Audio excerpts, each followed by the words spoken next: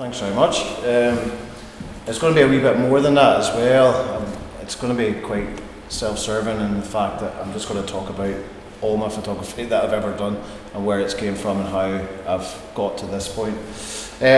So photography isn't my job. I've got a job that's like everybody's quite demanding, and photography's always been an outlet for me to unwind and relax from the day-to-day, just like any kind of sort of extracurricular thing. So it started maybe about 15 years ago. I'm self-taught. I've not went to any kind of school or college. It's purely been trial and error and lots of error over the years. So initially I started, as I said, about 15 years ago, and I was combined my two real loves, which were photography and cars.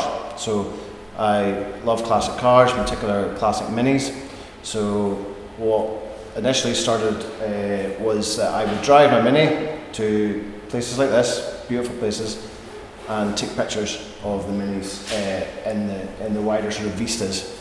And then over time, probably within the first sort of couple of years, that sort of, the Minis, still love them, but they sort of disappeared from the view, and it really was just about the photographs. And certainly for the first sort of 5 years, up to maybe about 2011, 2012, it was very much just gallivanting to your kind of honeypot locations and around Scotland, which there's plenty of, and the North England, and photographing those. And then personal life situations changed, where I had to kind of be more closer to where I live near Livingston. Really struggled to get the time to disappear, so I had to sort of adjust my processes and what I was photographing. So I'm just going to go through it. I've got about 90 slides here. If you ask anybody that knows me, I go off in tangents repeatedly, but we should come to a decent enough conclusion at the end. So I think we need to, because the video. So I'll sort of, as I say, there's a slight structure with this. So I'm just going to sort of talk through the slides in general. So as I say, I just do have a love of all types of photography. I'm not particularly kind of anchored by anything in particular. As you can see, this image when we had the incredible aurora a few months ago, this image with my own slight twist on it, with a lot of portaloos in the way, so quite a wee bit different to most of the images you see, but that was in Balerno, on the edge of Edinburgh, and I went up there just obviously with the lack of, despite being so close to the cap, but there was very little sort of light pollution up there, so there we go. My other sort of, as I say, my other sort of love away from the sort of natural landscape is combining sort of social documentary landscape in amongst, and just having a bit of fun with it, to be honest. When I brought my photography kind of more to a local level, I also changed my approach in terms of what I use to take the pictures.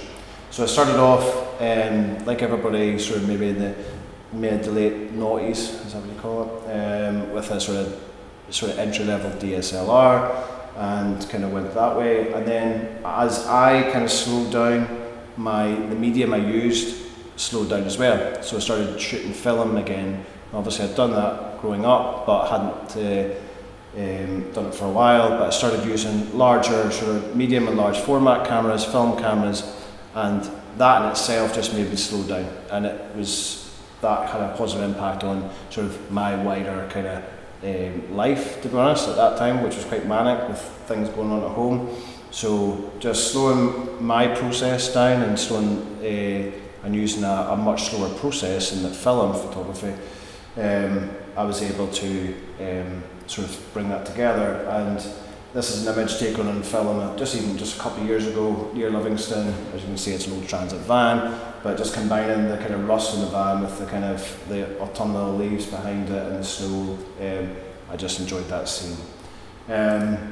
So when I changed to kind of more local area, the West Lothian itself, in terms of it's not a great deal in terms of immediate sort of visual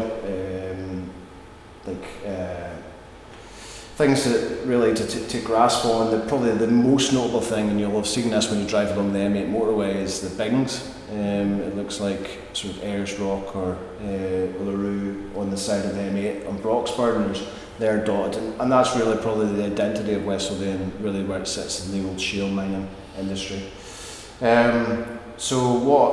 Aside from that, the other thing I looked at was sort of more sort of woodland scenes. So my photography in sort of 2012, 2013, 2014 was very much focused on woodland photography and combining that with the bings. So as you can see there, this was actually taken more recently, but that's the edge of the shale bing, just the one that you can see as you drive along towards the Edinburgh Airport on the left hand side.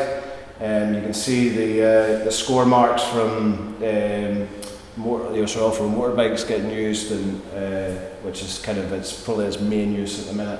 But you can see nature starting to try and take over, and certainly on the other side, the north east side of the bings is pretty much all grass now as nature starts to reclaim it.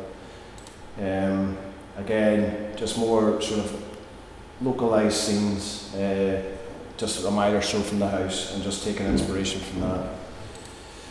So then about 2014, I was back home in Northern Ireland, originally from Belfast, seeing mum and dad, and with my two oldest sons, and I was driving around Belfast with my camera. I was just there to make a single image.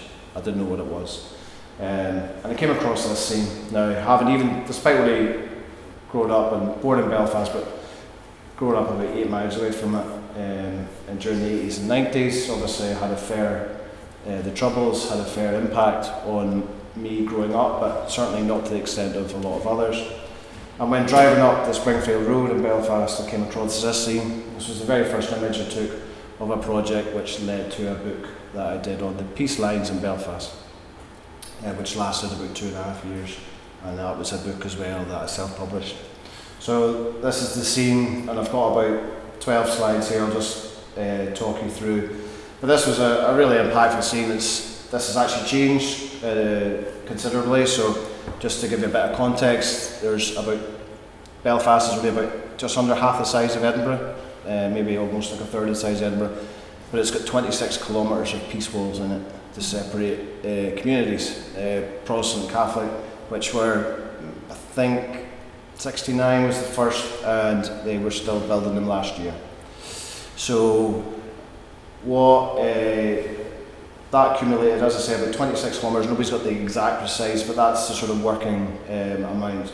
And in 2013, just about a year before this project started, the Stormont announced that there was a 10-year plan to get rid of them all within 10 years. So last year they should have all been away, and I think they got rid of about 8 out of the 96. So still a fair bit to go. Now, having said that, they have, when I was home last summer kind of updating the project, they have replaced, now this scene itself, that house has been decorated, and that gate, that large gate to your right there, which separates two roads, has been replaced with a much more sort of aesthetically pleasing, it's like a wrought iron version now. It is a much more less offensive scene. But this was the first image, and I kind of realised, I could make something here that's actually a bit more worthwhile rather than just random scenes. So that moved on. This was the second image I made that day. That's the edge of a police station. And what the police, they're not all sort of individualised walls. They are sort of strategic positioning of roads or police stations to ultimately divide communities. And this is another one. You can see it's sort of a little pensioners bungalow you've got the brick wall, and then you've got this sort of the extension of the fence behind it as well. And you can kind of just see there, you can see the height that some of these go to, and how far they extend. That's another view. You can kind of see the houses there, and how that's a Protestant neighbourhood with a Catholic street in front of you. And again, that's an image I took last year when I was updating the project. You can see the extent, that's a large, I think 5-6 bedroom house there with a fairly significant structure to the side of it. And that again, you can see the scale of what has been done to essentially separate these communities. These are the gates, usually these are the ones you see on the news at Lanark. Last year there was a bit of trouble there. So they shut every night about 8 o'clock still, and most weekends. And this is one of them closed. I think this was a Sunday morning, I think. I drove along, and again you can see that the height of this now. This here is probably 8 foot, so you can only imagine the height of this. Again, it's the side of the church at Townsend Street. This has been replaced again with a more with a prettier version, but they have done their best with the communities to add murals which are throughout. That's a completely different. You could make 10 books on the murals of Belfast, which is even more. And again, you can see the scale of that. That's a 3-story house, and it's just kind of level with that. And that's the other side. That hasn't changed. There's a bit more sort of community murals now.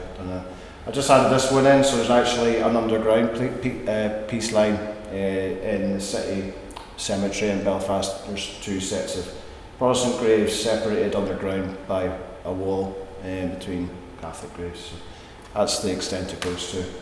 So as I say, that lasted about 2.5 years, and I've commented in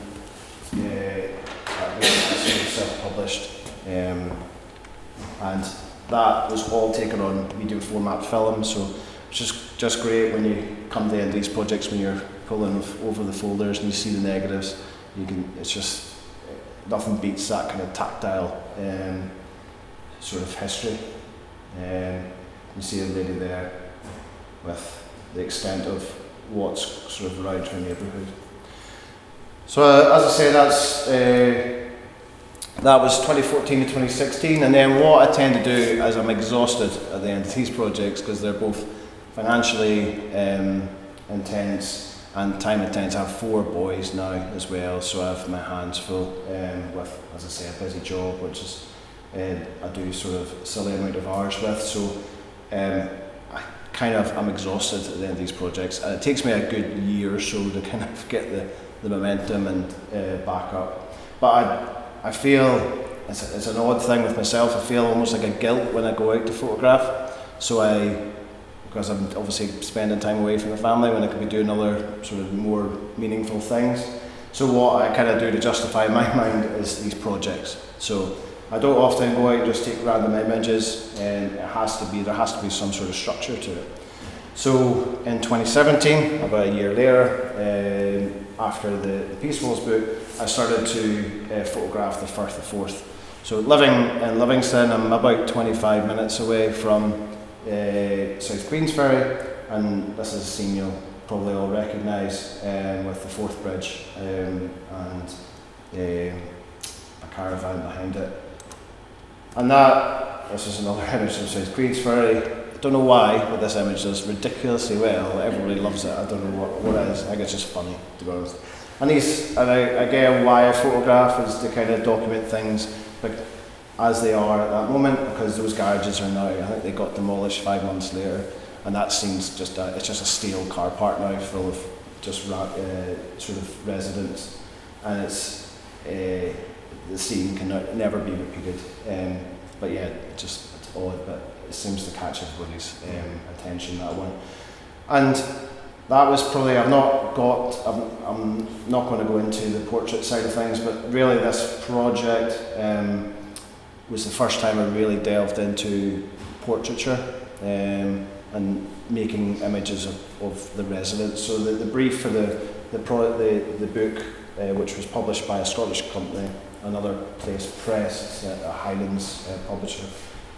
The brief for that was to document the lives and land of the Firth of Forth. So you're going really from Crail the whole way down to sort of Alloa, nearly Stirling, and then back up the whole way back sort of Dunbar, around nearly at St Abbs. That was the brief for the project, and that lasted itself about 2.5 years and ended up in the book. But that was a real step on, because up at that point I really hadn't approached and speaking to sort of random people in public and asking for their picture. It's not the most natural thing to do, and you are kind of on your guard a bit, but it's weird actually how many people are absolutely fine with it.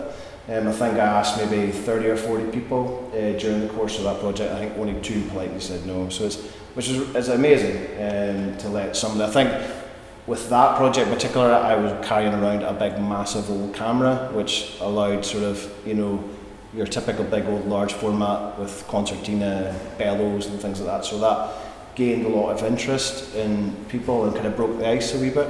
So people were interested straight away of like, why are you carrying that thing? And then that's how the conversation got going. So that took me up about 2019, 2020. And then you may start recognising some scenes now. So I'll focus largely on why we're here in particular. So I've been coming. I'm very careful about not just going somewhere and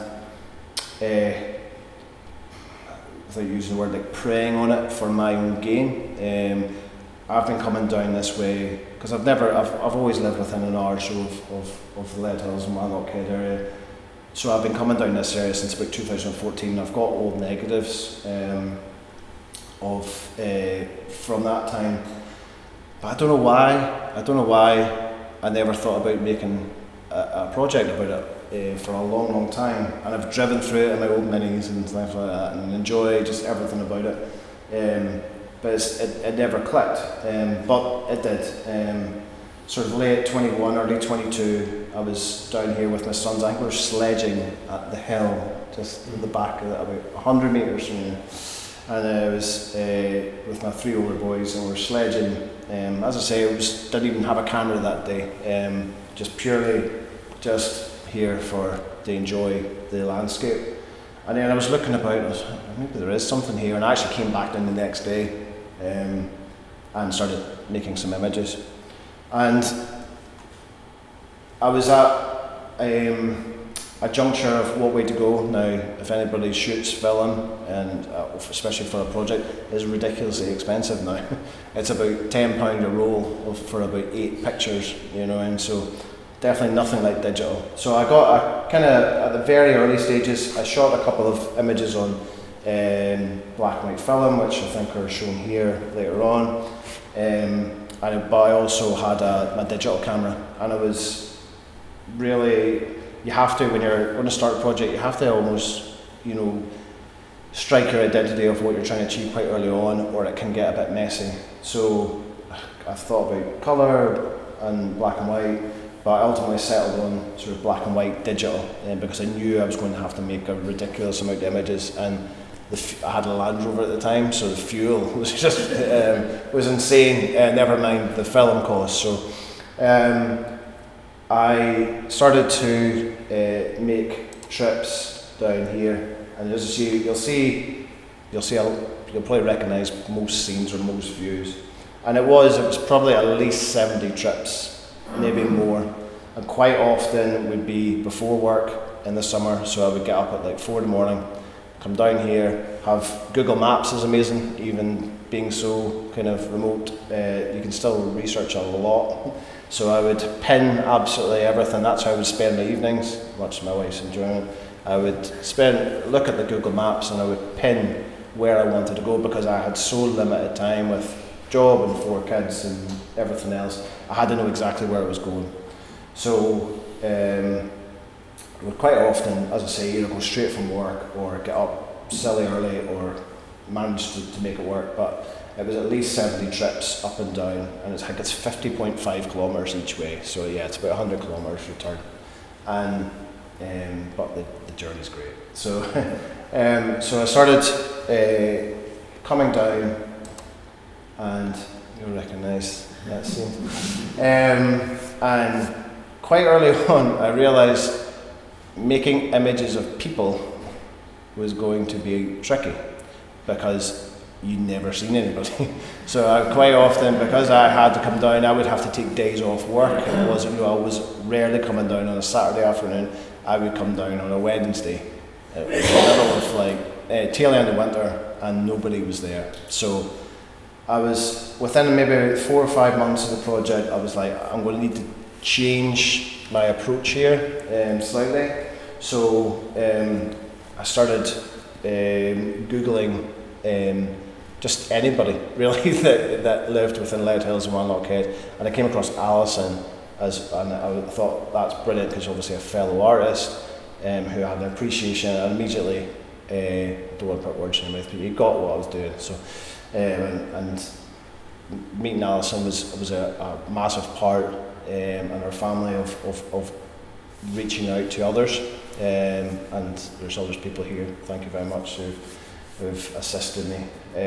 So I was maybe 5 or 6 midweek journeys, and I'd taken a couple of landscape images, but that wasn't enough to tell the story of the landscape. It needed to be more. It needed to be involved in the community. And I'd come down and I was like, oh my God, this is going to be a real struggle because I am not meeting anybody. I'm just walking, miles and literally not bumping into a soul. Getting the odd wave from a car, but that was about it. So that allowed sort of making that relationship with Alison allowed images to be taken of people. Which, as I say, the project really wouldn't have had much worth if I hadn't engaged with those people, because whilst the peace lines I have made, I've touched on, I've made bodies of work which are architectural based ultimately, and don't get me wrong, because of my profession as a police officer, doing work on the peace lines wasn't an option for me to engage with people in that way. However, in situations like this, it did. So one of the big things I wanted to get right as best I could was to make sure I had a good balance of both Leadhills and Wanlockhead, because I'm aware there's an energy going between the two. So I think that's the best way to put it. I essentially wanted to represent it fairly, on both sides. The purpose of this project it's not to make postcards. It's not to go around every single street and take a picture of every. It's not about that. It's a documentary approach. So you're ultimately taking loads and loads of images and seeing which really kind of screams the loudest and tells the story. Quite often it's the quieter images that tell the story the best. It's not about a big massive sunrise or sunset. It's about the kind of subtle things, and how you kind of sequence the book after that and how it flows. So that's the Miners' Library in Leadhills. And again, I love that view. You've got, obviously, you've kind of got the community side of things, obviously, with the chairs and people accessing it, and you've got the books, and you had a wee bit of damp on the roof from the constant struggle of trying to resource these kind of places. And again, that's probably a fairly typical day, isn't it, in Wanlockhead, with the microclimate up here, as we're seeing. See beside there, I had a big caravan right beside it. Oh, did you? Aye. I must have been, was that a few years ago I went to at least 60. Oh, right. 61 or 60. 50 years ago. Oh, right, okay. right. I was like, I don't remember that. I was like, that's very across the road there, a spigot. That's how we get my water. Oh, really? So I suppose going back to my early part of the story and going to all these honeypot locations like the Isle of Skye and Mull and Arisig and visiting and spending loads of time on the road, I got to see loads, especially the Highlands, but there is nowhere in Scotland that's as untouched as here. When you go to the Highlands now, and it's just literally brand new builds everywhere you go, everywhere you see. There's footprint. There's largely due to tourism, and then wealth from you know, people largely out with the communities coming in, and that was the big intrigue, I suppose, for myself. One of the other ones is the hills themselves, obviously, just getting that. There was a lot, I talk about the journeys, but there was a lot of steps. If you check my watch in the last couple of years, you know, it's quite often doing 20, 30,000 steps at each trip, and sometimes not even taking my camera out the bag, you know. But this is a scene I've walked, in fact I did this fairly recently with one of my younger kids, up the hill, just getting away from his computer, to be honest. But one of the big things was going up and down Leadhills Hill, and photographed it in a variety of locations. I followed this composition. I enjoyed this because you do have this road and this fantastic piece of architecture behind it. But this was my favourite one, with the cloud kind of this, and again it's just that intrigue of what is that.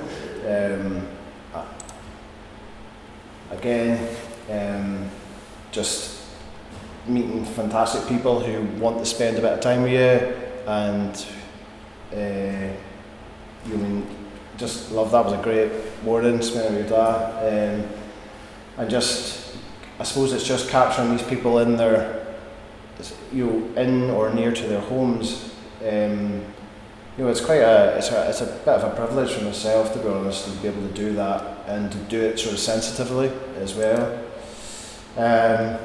Obviously, a huge part of the landscape is obviously due to the mines, and I really enjoyed this image because there's obviously this touch of like kind of frost, and then the kind of the warning sign for what's within the hills.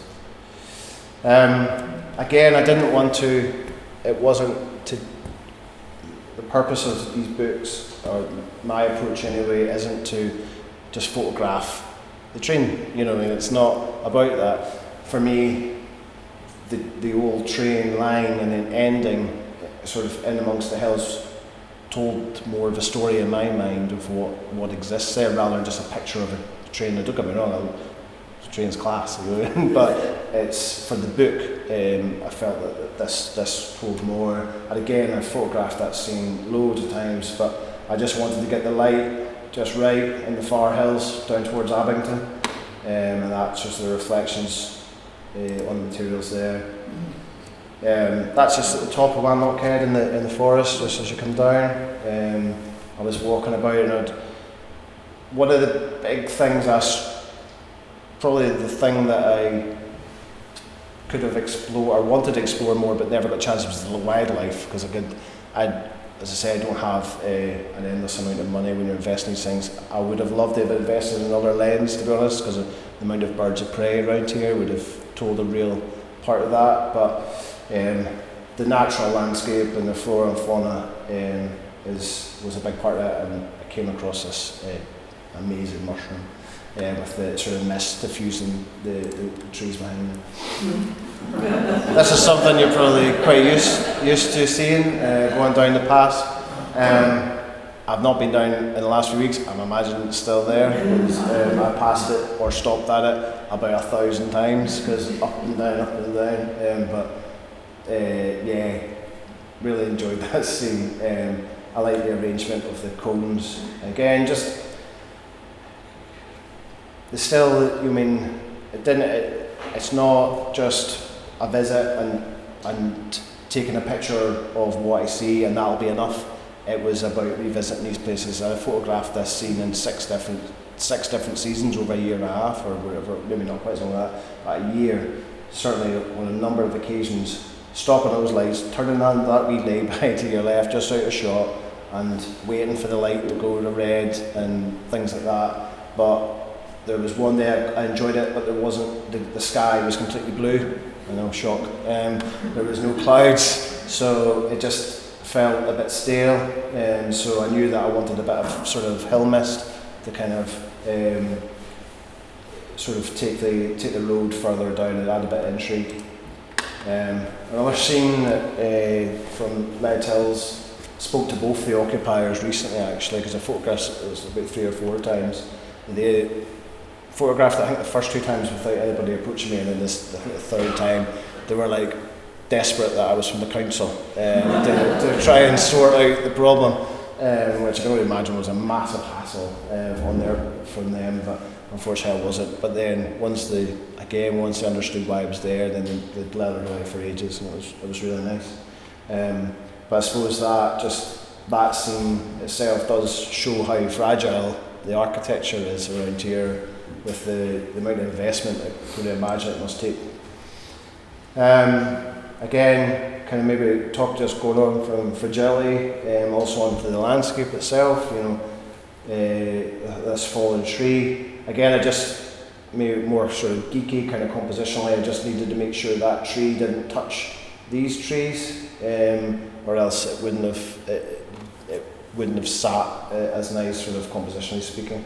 But yeah, in terms of fragility, just obviously those trees just down off Church Street, quite a number of them just sitting, but I wanted to get this with a bit of snow on it, just to give it a bit of an extra dimension. And then I think that was actually the same day, I think I pretty much turned round from that previous picture and seen this. Now this was another view that I wanted to photograph for a long time, but never felt it right. But it was for me the perfect conditions. So what I have here is the hill, oddly. So we've got foreground here, and then just weirdly the snow wasn't resting on it must have been on the heather potentially, and it just wasn't resting. So because if that was all white, then the church wouldn't stand out as much. Do you know what I mean? So, and then the white foreground allowed the foundations and the telegraph pole to kind of stand out more. So for me, I'm not saying it's a perfect picture, but for me I was delighted, because I had the conditions were just spot on for what I was after. And this was actually from just walking about. I met this gentleman on Church Street, and it was, leathered away for quite some time. It was great, but I loved he had his anorak on for his obviously doing his chores around the house and the vehicles, and I loved it kind of the dirt around that's actually a yellow reflective jacket, but he's obviously used it for over a few seasons, but it was perfect again for just breaking up that scene.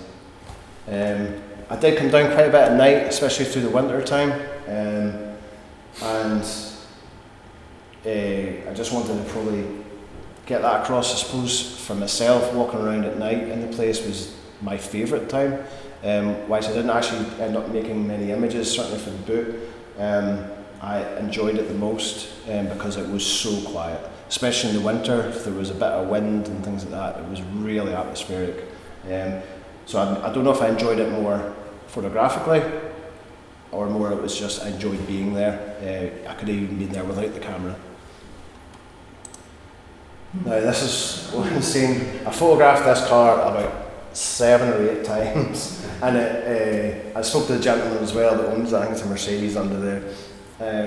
But I just loved this scene. So I suppose going back to that washing machine image I took of the Firth of Forth, I try and have a bit of fun with the images I can. I don't want it to be too serious. I never wanted to photograph this place and make it feel like it's remote and sort of suppressed in any way, due to location. I wanted to try and make a bit of fun, so I loved the fact there's a little face here, the 2 eyes and the wee smile, because I did photograph it on a number of occasions, and but this was by far my favourite. This is Baldwin Church Street. I think just literally a week before they started works on the building. So I was really pleased. There was actually I was down quite a lot during that period, and I think the week before there'd been a big container there, and I'd photographed it then, but the container was just adding a wee bit of clutter to the image. And then I photographed it again. The container was removed pending the works, and then I went back a week later, and then all the tiles were off, and there was a lot more going on. So I was delighted when it came when I came across that one. That's down Nennick Pass. You probably recognise that scene. I think the bins I was down recently. That was 2 winters ago, not winter past, but the winter before, and it was obviously you could tell it was blustery that day, or had been. I'd actually went down. I think I was down a day too early. It was really, really heavy rain down here, and the pass further down was actually completely flooded. It was only because I had the Land Rover could get through it. But I was hoping to actually photograph that waterfall a wee bit more. But I think it was a day too early for the water to come off the hills. But what I did find was all the bins that had been laid out were rode over, and I really liked that scene. So that was one of my favourites throughout, and that was very early on in the project. So this is probably the image that I thought, I've got this. For myself, I'm not saying it's perfect, but in myself, I was like, I'm really happy here.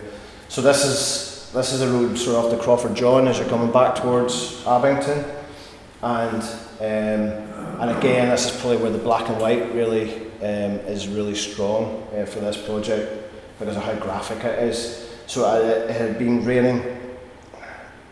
I don't know if it was too many trips. I've lost count, but it was one of the trips that had been really. You can tell with the clouds it had been bucketing. The clouds were as angry as they would look. I don't really touch my images. They're pretty much straight out of camera. I don't have time to sit on a computer. That's why I loved colour film photography, because your negatives are, better by and large, but that's why I kind of like black and white photography as well, digitally, because you kind of leave the images alone, because I don't like sitting in front of a computer, far rather about taking the images. But I drove up the road from up there, and I looked back. I was looking in my rear side mirror, and I looked back, and I'd seen the light was coming through. You can see the sun right in the middle. It was coming down, and because it had been raining so heavily, the road looked like the river. So you had these two ribbons of light going right up into up towards Leadhills. Excuse me. And so that's me on top of my Land Rover. Literally on the roof rack, looking down on that scene, so I would get that elevation. Because if it was too low, you wouldn't have seen this part of the road. So I had to be as high as could be. And then, but that was the happiest I've ever been, not in my life, to do with the project. It wasn't far off, by the way. I was that delighted. I was really, really happy, and that was probably maybe about a third. Just over maybe 30-40% of the project. I thought, yeah, I can make something of this now. And this was, I suppose, in my mind, the publisher had it slightly differently.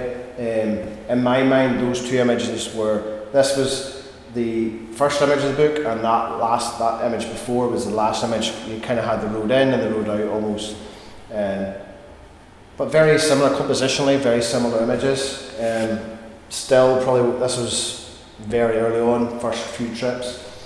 Still one of my favourite images, where you've got obviously, again, I don't like talking too much about the actual craft of taking the image, but you can see the river mirrors the road, and the snow marker kind of goes off direction. And again, it was just really, I had to get the placement of all these just right. Because if you have them overlapping, if that was kind of touching the edge of that, it just wouldn't have had the same impact. Again, I took two different versions of this. I really like the other one where it was a pure blue sky. This one, but it was had been snowing, but this one just had a wee bit more to it, I think. So I kept it. This was another time up Leadhills Hill. The sky that day was incredible. These kind of there'll be a name for the clouds, but I don't know. But these incredible clouds, and the contrast on these sort of mushrooms, as I call them, was great. And that's from the same day, maybe about 20 minutes. No, in fact, that was, what do you call the other hill at the other end of the road when you're up there? You kind of If you get to the top of the radar, then you take a left and go over to the next peak. That was taken from over there, so maybe about 40 minutes there. But you can see the cloud design is very similar, but you can actually see the Irish Sea just there. And then just the light was just beautiful, just kind of just touching sort of the buttresses of each of the hills. This was this day was a big day for me, so I had a quite important interview a couple of years ago, and I'd done enough revision and I couldn't hack it anymore. I was going mad in the house. So the day before the interview, I came down here with the camera. I'd taken the days off work, and I needed space. So I climbed up Leadhills, and there was a cloud inversion going on, as you can see there. So all that is cloud, just there, and then you've got Wanlockhead in there, and it was just the most amazing morning. I think it was nearly noon. It was like silly late in the day, where typically you don't really, for me, make many images during sort of the light just gets too flat, but it was fantastic. And I've got another image I think further down, which is as I get to the bottom of the hill. Oh, there it is. So this is in the cloud inversion.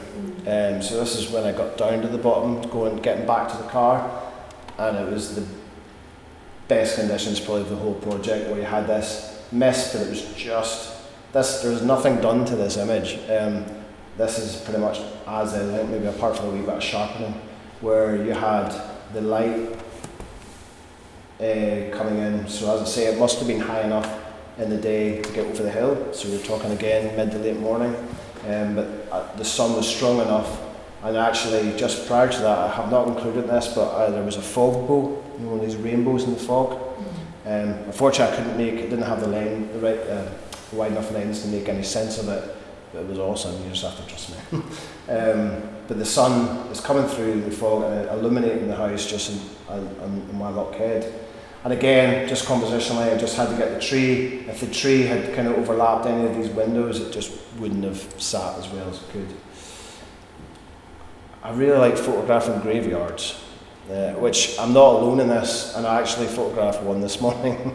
And I didn't realise this, it wasn't until I went back over all my previous projects. There is a graveyard image in each one, and I didn't realise it until somebody else pointed it out to me. So I've got obviously the underground peace wall. In my first and fourth project, there's a graveyard in Petticoat Bay, just overlooking down into the Firth. There's one there, and then there was this. And again, I've photographed this on a few occasions. Pretty much every image you'll see here has been done. This has maybe the third take of it, just in but it's just the right conditions. I'd photographed it, but without the fog, there was these trees just kind of got a bit mushy, and you couldn't really distinguish them. But the hill fog was down, and somebody had left flowers at this particular grave, and it's still one of my favourite images. And then you've just got the kind of this vignette of trees on each corner. So you might enjoy this image. So this was a really frosty day. It was, I think, the first time we were out with the camera. Probably some of the best conditions I've ever been in my life, to be honest. And probably could have stayed out there for another couple of hours. But again, the sun's kind of coming through the fog. I've never been. Probably that's one of the big things for myself visiting this area. I've never been anywhere that gets so much weather. It gets so much weather, and that's, I suppose, Scotland's notorious, but Scotland's renowned for its weather. Whilst we don't have the highest peaks, or we don't have the most dramatic, but what we have is everything combined with weather, and that's why everybody across the world wants to come to Scotland. But then up here it's like times 10 again, because you've got everything coming in off the Irish Sea, and then these are the first kind of peaks that they hit, and so a lot of the time the weather here helped me massively. But this was just a great day, and then this was about half an hour later, maybe 40 minutes later after that, and still both of these images are up there in the sort of top 5 images of the whole project. And this image compositionally, just with the road, the ribbon of road going into the distance, is just the best thing. I think I did a couple of wee things with this image in regards to the snow. There was a bit of, I think there was a couple of tall leaves or something that came up. I think I took them out. But I don't like removing things from images. So this is again an image that people love. This is the riverbed down when you go past the mine, towards north basically, kind of towards Sanquhar direction. So this is the riverbed. This was another incredible morning. I took the day off work and I couldn't believe it. I came down the Land Rover myself and it was just brilliant. So this is the riverbed. And it's a wee bit dark here, but that you can kind of see here where the mouse is. That's just the wee little grasses under the river. And then what this is ice forming in little sort of what's the name of it? It's like hair ice or something like that you call it.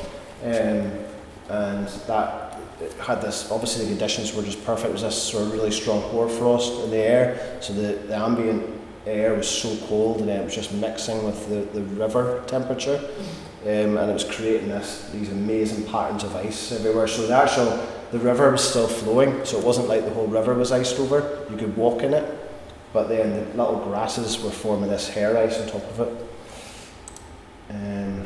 I think that was the same morning, so that's next to the mine. I just like the little hut there with the snow on top of it's usually kind of moss covered. This is one of the images that probably people comment the most. It's and I wanted to get the balance right with it, because the most common thing people say is how almost like Soviet it looks, and that, with these kind of brutalist kind of architecture.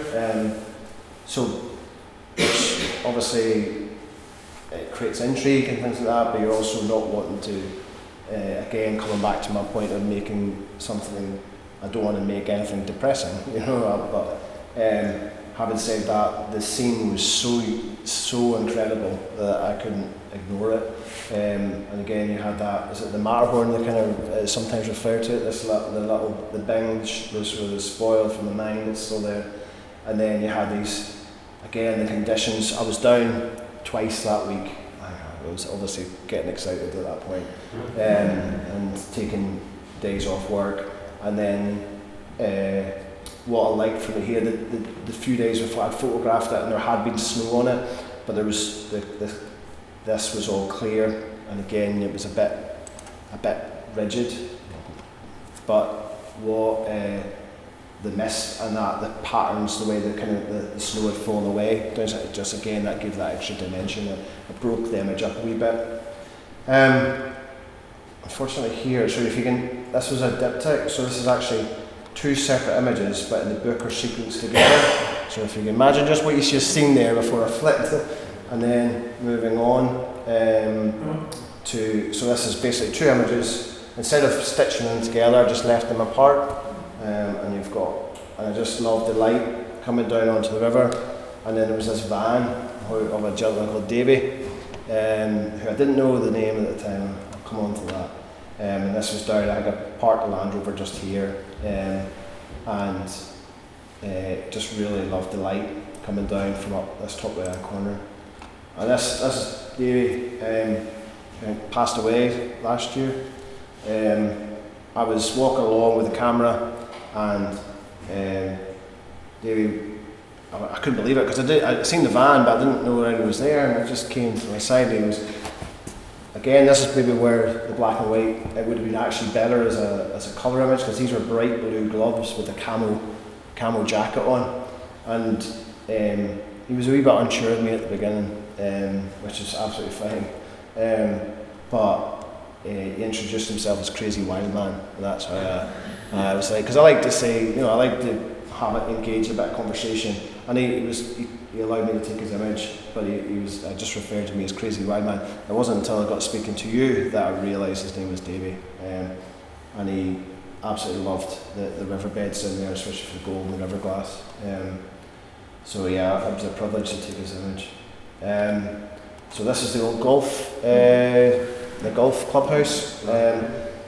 I walked there, I think when the book kind of got announced back in February, March time, I came up here to kind of do the social media side of things. Unfortunately I have to do that to make these things work. And I came up and I was walking in that area down towards the golf club, and it was like a double take. It was like I didn't realise it had been torn down.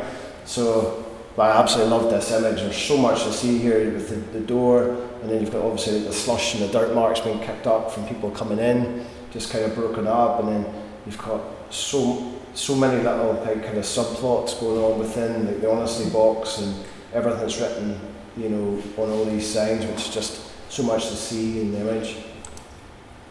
And this is one of the other images. This is Leadhills just in the square. I don't know if there's a name to it, but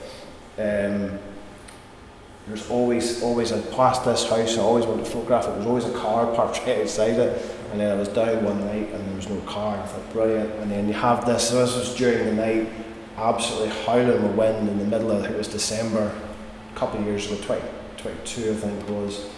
And the light is artificial, it's from the street lights kind of coming down, but because of all the flaking paint, you've got this amazing texture on the walls, which was just to photograph, I just absolutely love.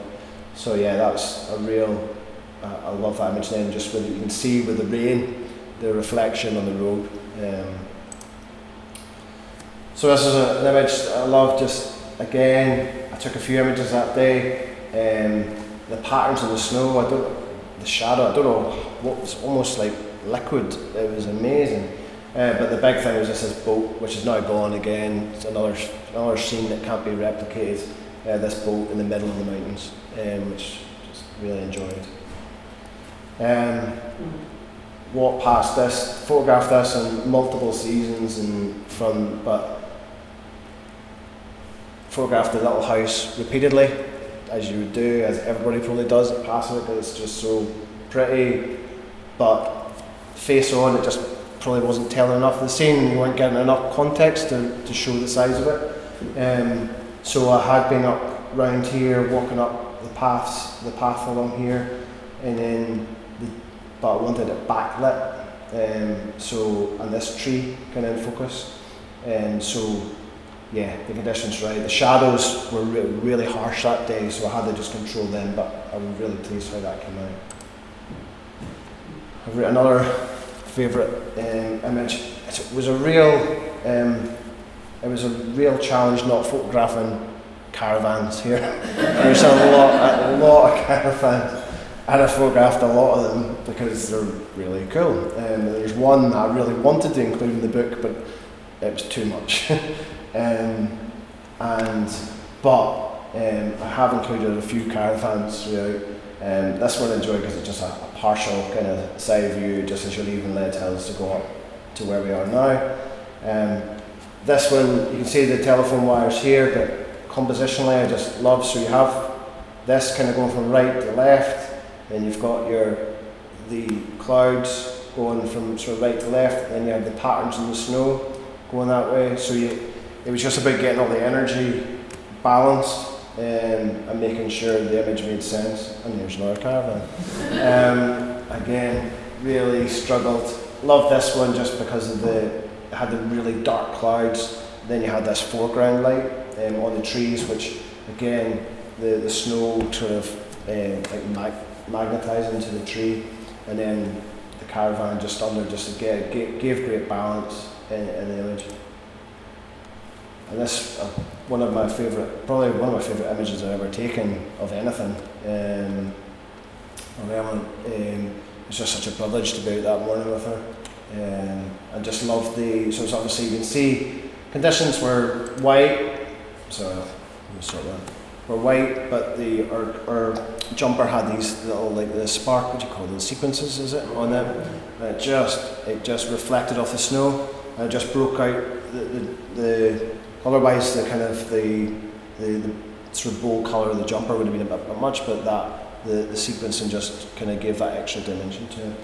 And again, going back to just I really like trees as well, so it was hard not to take more tree images, especially with the snow.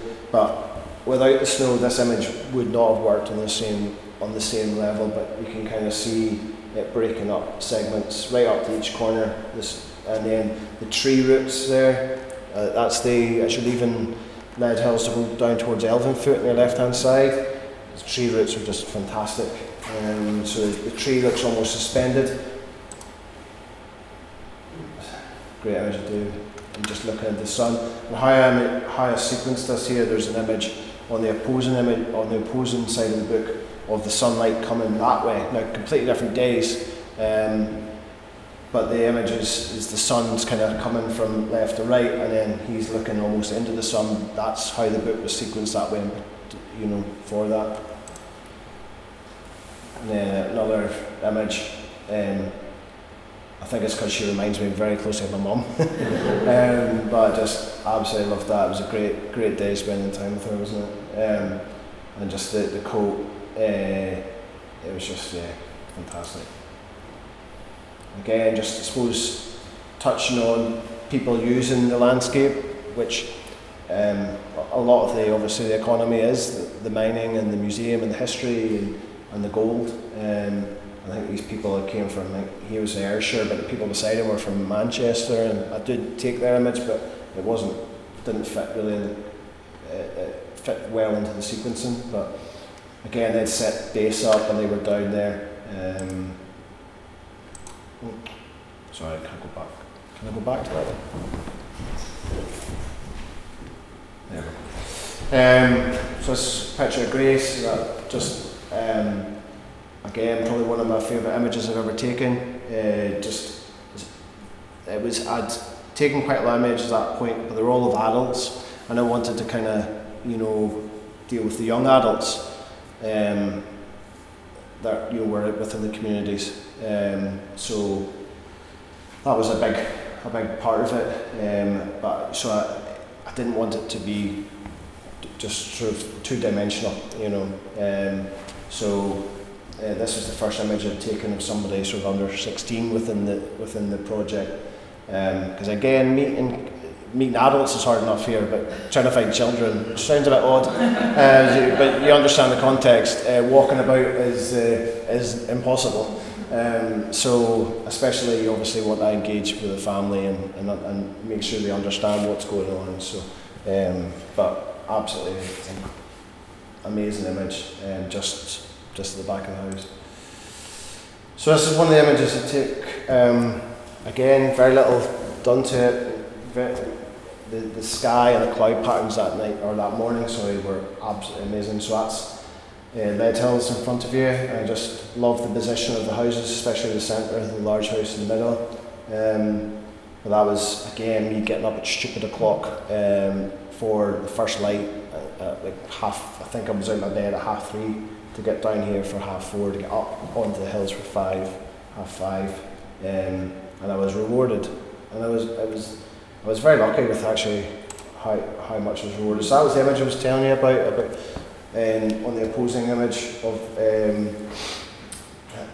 Dave looking into the light, and so it was completely different days, but that's when the power of sequencing a book really comes into its own. I'm not very good at it, but that was one idea I did come up with and I'm really pleased with. Image of Alistair, very near to his house on the train line. Just absolutely loved his shirt, which I think is his go-to style, isn't it? That's how he dresses. And it was just, again, it was a privilege to spend time with him. I did sequence that part of the book with, I believe, with the image of the tree with the snow on it. And again, it's just picking up on the shirt sort of details that meant I went down with that. But really enjoyable morning. And that was within the hotel, and it was good fun. Again, it was great to spend company sort of time with them. There is a couple of images, sort of pets and stuff. I think actually under the image of yourself there's the cat between your feet and things like that. So I like little sequences and to sort of subtly go through projects. And my Peace Walls one was pigeons and wood pigeons, don't really realise it until the very end, but there's constantly images of wood pigeons sitting on the peace balls.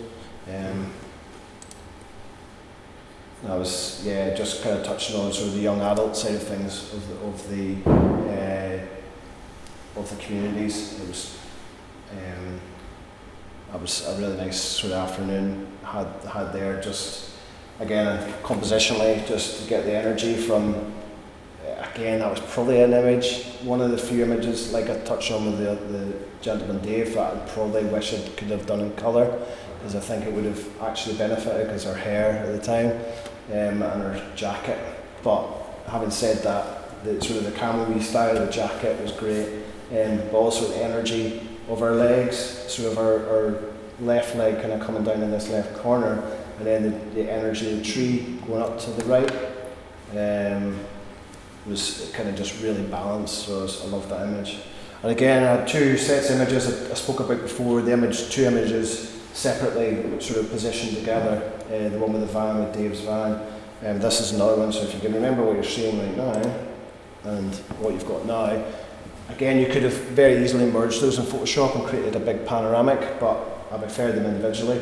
That was one sort of summer's evening. I came down after work, and I think it was to photograph something completely not connected to that, but for some reason I'd seen all the cotton grass up in the hills, and I really like cotton grass. So, and that's obviously west facing over towards kind of Sanker direction, so you had the cotton grass all backlit from the sun, and it was just, and then the hills kind of diffused, you had this sort of light mist.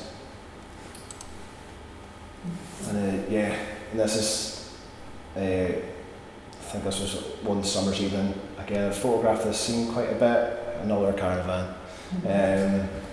But I just, the extra dimension with this is one of the gentlemen had put some stuff into burn in one of the cans, so it just gave us an extra narrative on the right hand side of the image.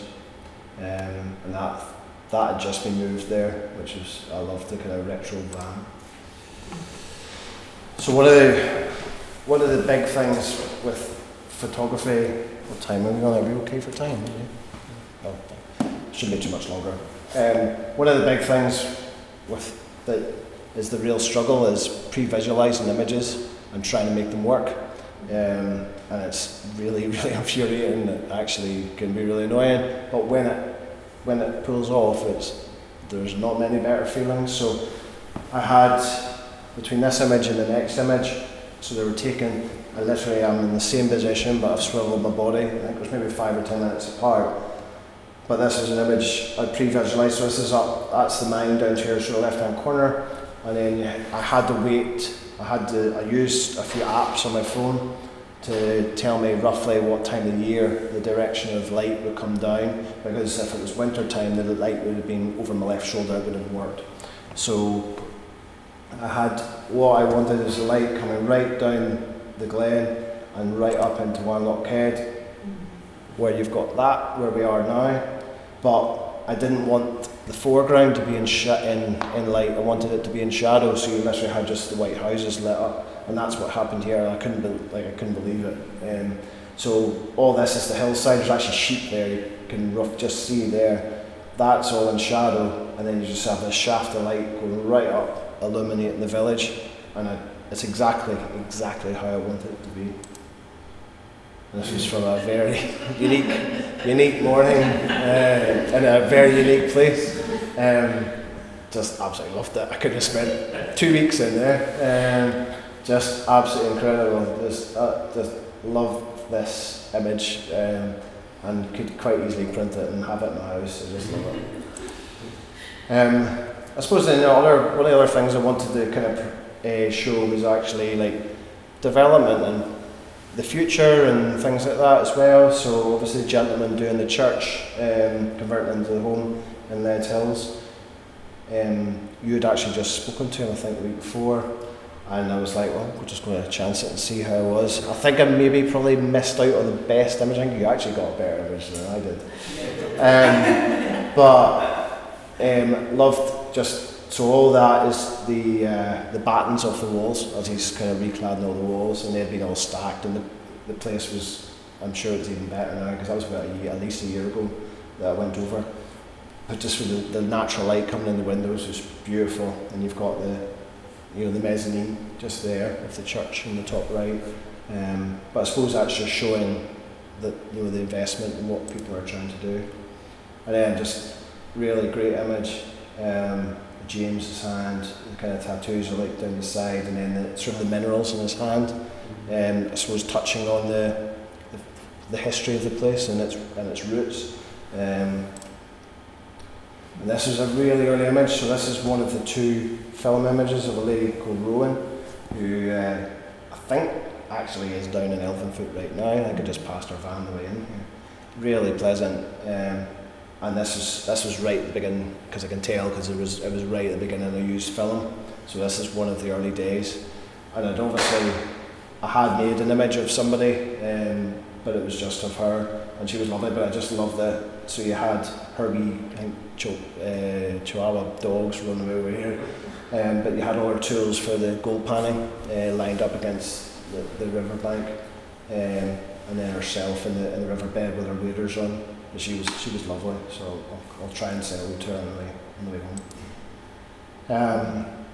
Christmas decorations randomly on Mennick Pass. Pretty much all year round, I think. But really, for us as a photographer, they're really cool.